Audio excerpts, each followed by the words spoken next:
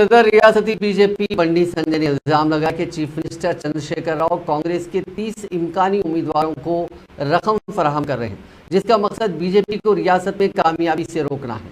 उन्होंने कहा कि हर माह चीफ मिनिस्टर कांग्रेस के 29 इम्कानी उम्मीदवारों को रकम फराहम कर रहे हैं, क्योंकि केसीआर जानते हैं कि कांग्रेस उम्मीदवार कामयाबी के बाद बीआरएस में शमूलियत इख्तियार करेंगे, इसलिए वो कांग्रेस के उन कायदीन को रकम फराहम कर रहे हैं। उन्होंने कहा कि पार्टी के सरकर्दा कायदीन वेंकट रेड्डी और जाना रेड्डी का ये कहना है कि बीआरएस और कांग्रेस आइंदा इंतखाबात मिलकर लड़ेंगे। उन्होंने इस यकीन का इजहार किया है कि चाहे जितनी भी साजिशें क्यों ना हो, बीजेपी इंतखाबात में कामयाबी हासिल करेगी, क्योंकि बीजेपी ही बीआरएस की मुतबादिल है।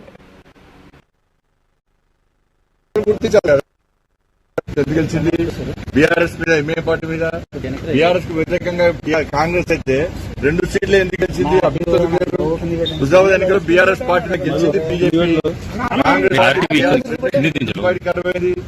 మునుగోడులో భారతీయ జనతా పార్టీ 10,000 ఓట్లతో మాత్రమే ఓడిపోయింది, కాంగ్రెస్ డిపాజిట్ కరువైంది. మరి बीआरएस పార్టీ వ్యతిరేకంగా ఎమ్మెల్సీ ఎన్నికల్లో టీచర్స్ ఎమ్మెల్సీ ఎన్నికల్లో बीआरएस పార్టీ కాంగ్రెస్ పార్టీ గెలిచింది, భారతీయ జనతా పార్టీ. మరి కాంగ్రెస్ వాళ్ళు అనుకుంటే కాదు కదా, ప్రజలు అనుకోవాలి बीआरएस పార్టీ ముట్టాడుతున్నారు.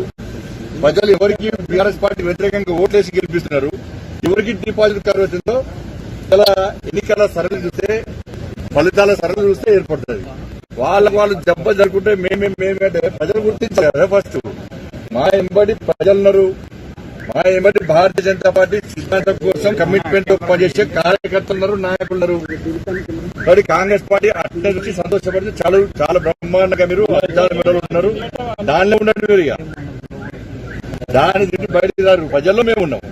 కేసీఆర్ 119 క్యాండిడేట్లను కూడా అనౌన్స్ అయిపోతున్నారు ఈ నెలలో అంటూ కూడా ప్రచారం జరుగుతున్నారు. వచ్చిన నెలలో వాళ్ళ పార్టీ వాళ్ళు ఇష్టం, మనం ఏం కాబట్టి బీఆర్ఎస్ పార్టీలో బీజేపీ కేంద్ర ప్రభుత్వం కేంద్ర నాయకత్వం నిర్వహణ ఉండడం ఇబ్బంది అవుతుంది చెప్పేసి వాళ్ళు ఎవరు చెప్తే నిరూపించుకోవడానికి మాకు అవసరం లేదు.